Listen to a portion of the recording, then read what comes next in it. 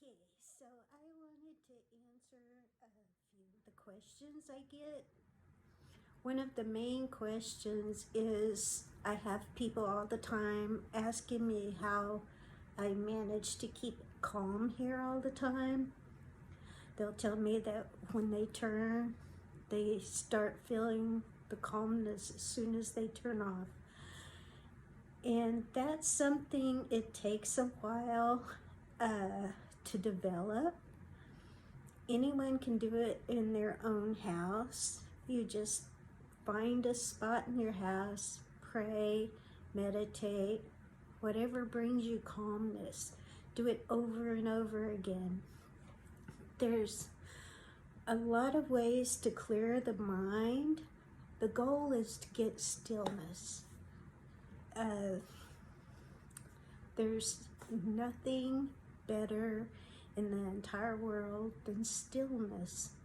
That stillness, you can get temporary stillness, and you can do things like drumming, gonging, even jogging. You can get a runner's high from jogging.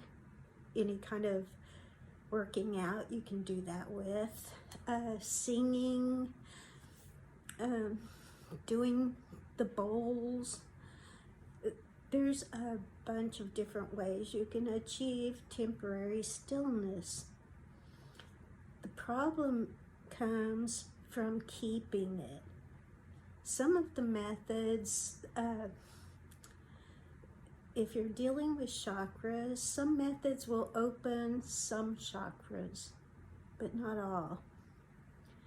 Or some open more, one more than others temporarily, but they all go back.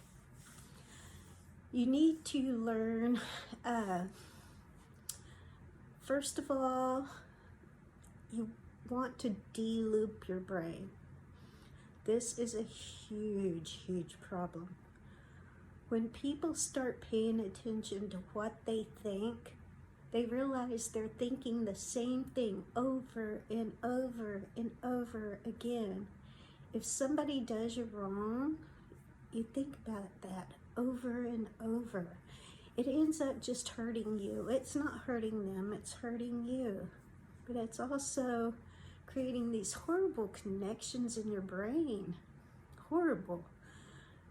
It trains your brain to think in the negative. You have to retrain your brain. You can do different brain exercises. You can do things like music. You can do different classes. You can, do things like learning a new language. You want to get that brain plasticity going. Brain plasticity is where you rewire your way of thinking. You can do that with replacement thoughts. You can do it with all kinds of different things. But you have to learn tricks to do that. You can learn new languages. You can practice doing things like going to new places. If you're stuck in a routine, try going off. Do something different every single day. You're wanting to get your brain out of that looping habit. Puzzles are great, really great. Little bitty short things like Wordle, that's a good one. Crosswords, as long as you don't try to do an entire New York Times crossword, every day, which if you can, wonderful. But I'm talking about little short puzzles, just to keep your brain moving, getting into new things that you're not used to, keeping the neural net going where it's recreating all the time. You also want to do the obvious things to create brain plasticity. I know that the professionals say don't be sedentary, get plenty of sleep. That's really important. You want to, of course, keep your diet healthy. Mediterranean diet is the best I've found. You want to exercise. any kind of body movement. Of course, I'm a huge yoga advocate because I taught it for so long, but you do want to keep your body moving in some way, especially a way where you're using all your different muscles throughout the day. This is working on your brain too. You use a different muscle you're not using, anything you do, your brain has to negotiate. One neuron has to renegotiate things and send out little dendrites other directions, get all those connections going, send it down the dendrite, I should say, because it is electrical impulses. You want to make sure you're socializing. Being by yourself at home is like the worst thing you can do. Stop. Please stop multitasking. Multitasking is taking your brain, which should be focused on an activity, taking it this way and this way at the same time, and you're getting all those little electrons all confused. All that brain chemistry, it's shooting every direction. You want to make sure you're focusing. Focus on one thing. Try to reel your mind in. I can tell you from my own experience, I come from ADD type situation. It's difficult. It takes practice. It takes you intentionally focusing, whatever it takes. I've got little tricks I use. I'll be happy to tell you all about those. You have to learn to not multitask the way people are nowadays. To calm your brain, you need to get rid of everything. Everything. If you've got 2 and 3 things going at the same time, think about how hard that is. You're not calming down one little neural net. You're calming down everything at once. Don't do it. Please don't do it. Okay, so you also want to do some things that are going to put you in the right place spiritually. Whether it's volunteer work, whether it's just simple acts of compassion.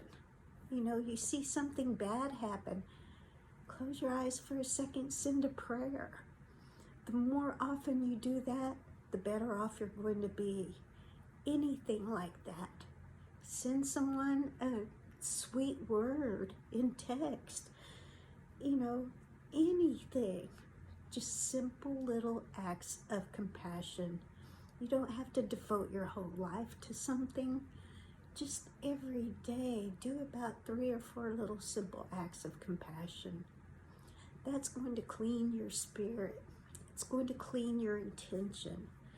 Your intention should always be compassion. Compassion encompasses everything. Compassion means being able to love that that's unloved or unlovable. Think about that. That means loving everybody where they're at. You don't have to agree with their actions.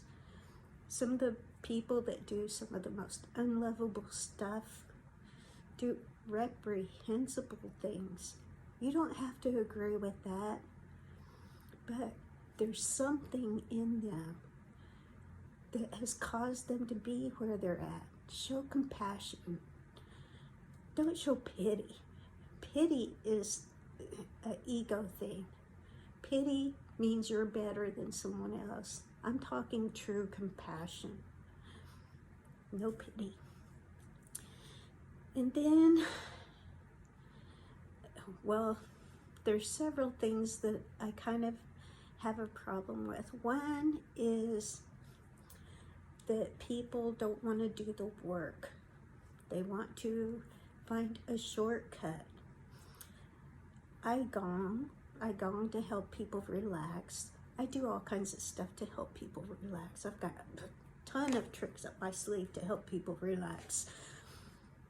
But you can't depend on that. If I gonged every day, I would never reach stillness. Another thing I see happen, people use drugs to try to find stillness. Anything from psychedelics all the way down to very simple little anti-anxiety pills. Granted, some people need that. They truly have issues that need to be addressed with things like that. But don't depend on that for stillness. Whether you're doing that or not, you can still find stillness, but you gotta do the work. That means meditation, prayer, either one. It means setting your intention to stillness. It means you don't run like crazy 24/7. You'll never get still. You have to just say every day, and I start my day with meditation, I end my day with meditation. Doesn't have to be long. In the mornings, it's usually 2 to 3 minutes, right when I'm still in bed. But if you start your day, and I say this all the time, you start your day with meditation, it tends to go that way. You start your day with chaos, it tends to go that way. You have to set that intention. Once the intention's set, you have to maintain that intention.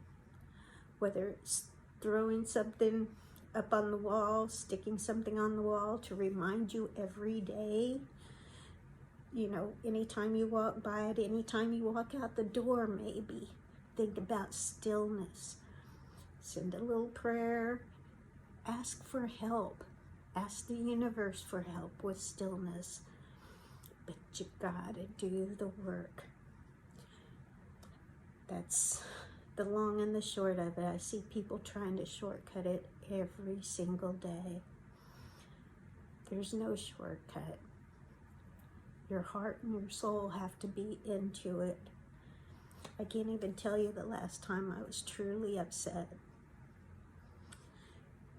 It just gets in my way.